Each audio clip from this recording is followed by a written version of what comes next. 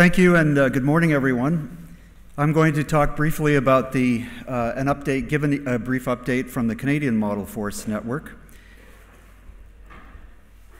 We have now 15 model forests in Canada, including a new one called Weberville Community Forest that joined us just last year. And this network represents over 1,000 organizations from across the country, including many forest communities and nearly 100 Aboriginal communities. The membership of the Canadian Model Forest Network includes some model forests that have been part of the network since the very beginning, 1992, and others that have joined more recently. But all of them have very vigorous programs. And we made a transition as a network in 2006 to a not-for-profit corporation, which opens up some opportunities for us in terms of obtaining funding from other sources. And we've leveraged $13 million worth of funding into $52 million worth of program activities over the years. So we have had some considerable luck in developing our funding. As you can see from the map, the model forest community in Canada extends from the west coast to the east coast. It includes representatives of nearly all of the major forest types in Canada.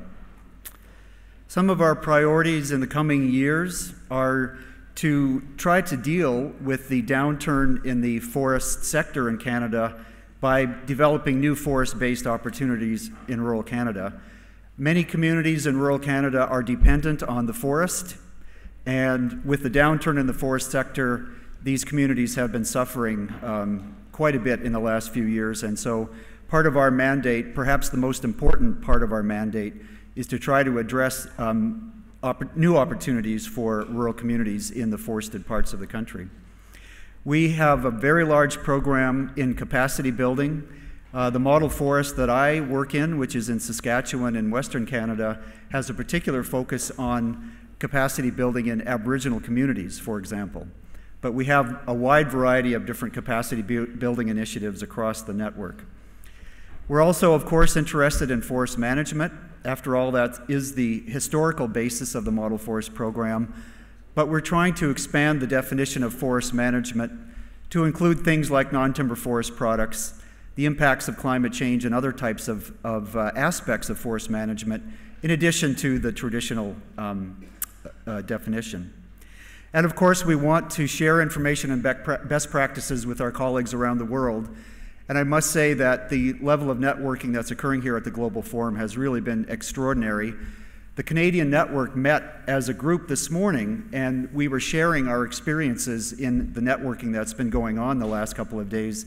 And we all agree that this has been an absolutely tremendous opportunity for developing new relationships with new colleagues around the world, and also reestablishing relationships with people that we've met previously.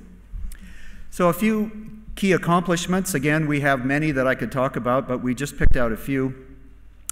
The emerald ash borer is a new forest insect that was just introduced into Canada a few years ago and is having a dramatic impact on the forest of Eastern Canada, the hardwood forest of Eastern Canada. And this is starting to be a big problem for particularly communities, because ash trees are very heavily used for ornamentals in urban settings. And so we've been working with some of the other jurisdictions across Canada to develop a common policy for dealing with this forest insect. Ontario has a power company, power generation company called Ontario Power Generation, and they have adopted a certification standard for the use of woody biomass for electricity generation. And the Model Forest Program has participated as a key stakeholder in that process. And there was a forest forum held in Nova Scotia that resulted in some recommendations for new protected areas to the government of Nova Scotia, which is one of the provinces in Eastern Canada. So we have had some direct impact on government policy setting recently. Again, a wide variety of different things that we could talk about, but the Eastern Ontario Model Forest has particularly focused on ecological goods and services, and the Canadian Federation of Woodlot Owners has been a key player in that. We have a variety of different programs all across the country in which model forests are assisting governments to develop new educational programs for the school system that brings knowledge about forests and forest management to the students. So the Future Forest program is an example from Newfoundland, and there are others. We also have one in Saskatchewan, where I'm from, and so that has turned out to be quite a good example. We also are developing within the network an international engagement strategy so that we have a coordinated approach to developing projects and relationships with other model forests around the world. To this point, we have mostly been developing these relationships on an individual basis. One model forest in Canada talks to another model forest in Sweden or in Latin America. But what we've decided to do is approach that in a more coordinated way so that all of the model forests across our network understand what's going on with each one of those individual relationships and the projects that they're undertaking. So we think that will help us better share the results of these international collaborations so that everyone in the network benefits from those relationships. So we have over 200 funding partners and over 800 other organizations that are involved in the Model Forest program. And again, I want to highlight the involvement of Aboriginal communities in our programs. Virtually every model forest in our network has a strong Aboriginal program designed to assist with capacity building, developing new economic opportunities, and developing new economic opportunities for Aboriginal communities. So we find that to be extremely important. We're also very involved with the forest industry. However, the forest industry in Canada for the last 3 or 4 years has experienced a dramatic downturn in its economic viability. And so one of the roles that the model forest is beginning to play now is to try to help revitalize that forest sector in Canada. And as you can imagine, that's quite a large challenge for us. Of course, we work closely with governments at all levels. Government organizations are virtually always a partner in a Canadian model forest, and non-governmental organizations as well. So we work with a wide variety of conservation organizations, forest industry, advocacy groups, and others that represent the non-governmental sector. We have a wide variety of different international relationships. I won't go through all of these, but simply to say that the Canadian network puts a very high priority on establishing international relationships. As I mentioned, we're developing a specific strategy to try to improve that aspect of our program, and we definitely intend to expand that over the next few years. And of course, at meetings like this, we can continue to do that networking, which we feel is very important. The key resource mobilization and leveraging initiatives, again, the Canadian Model Forest program is not exclusively but highly dependent on funding from the federal government through the Canadian Forest Service. That program is called the Forest Communities Program, and most but not all of the model forests in our network receive funding under that program. And as you can see there, the CFS, the Canadian Forest Service investment of $3 million has been leveraged to the tune of about 6 to 1 in terms of generating additional activity across the country. We also work with another federal program called the Rural Secretariat, which has been very helpful on the kind of more the social science and sociology side with workshops. And we have relationships with charitable foundations like the Ivy Foundation. Each model forest has a variety of different relationships. So Manitoba Model Forest works with the provincial electrical utility, which is called Manitoba Hydro. Foothills, of course, because of where it's located, works very closely with the oil and gas industry, mostly because they have no choice. Oil and gas industry is everywhere. And as you can see, the Model Forest of Newfoundland and Labrador is working with the Provincial Wildlife and Parks Department. Key challenges. Well, I mentioned one already, and that is the downturn in the forest industry all across Canada. We've seen tens of thousands of jobs lost over the last 5 years or so. Many of the facilities, the pulp mills and the sawmills, have closed. Some of them are now coming back to life again, but the sector decline has really been quite dramatic across Canada. We also have a challenge because many people assume that the Model Forest Program is exclusively about the forest sector. And of course it isn't. It's about people in the forest. It's about the forest ecosystem.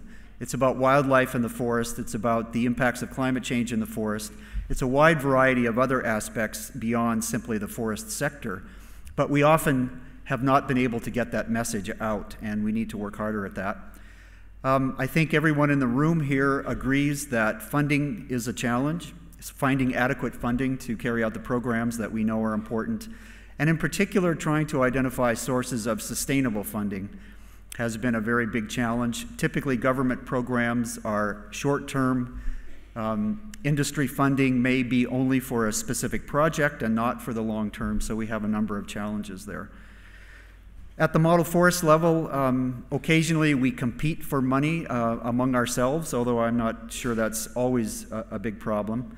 And again, we are always challenged by the need to carry out short-term activities and use our funding for that purpose rather than developing sources of sustainable long-term funding that will be helpful to the community at large.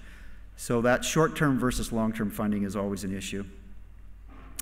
And we do find that there are a lack of organizations that are willing to commit to funding. As I mentioned, we have a relatively long-term funding source in the Canadian government, but that funding source by itself is not sufficient to carry out all the programs that we have.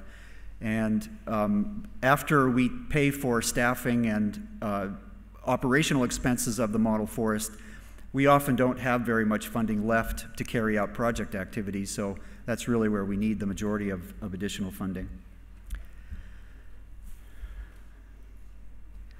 So as I said, looking forward, we continue to be challenged by trying to develop sources of long-term funding.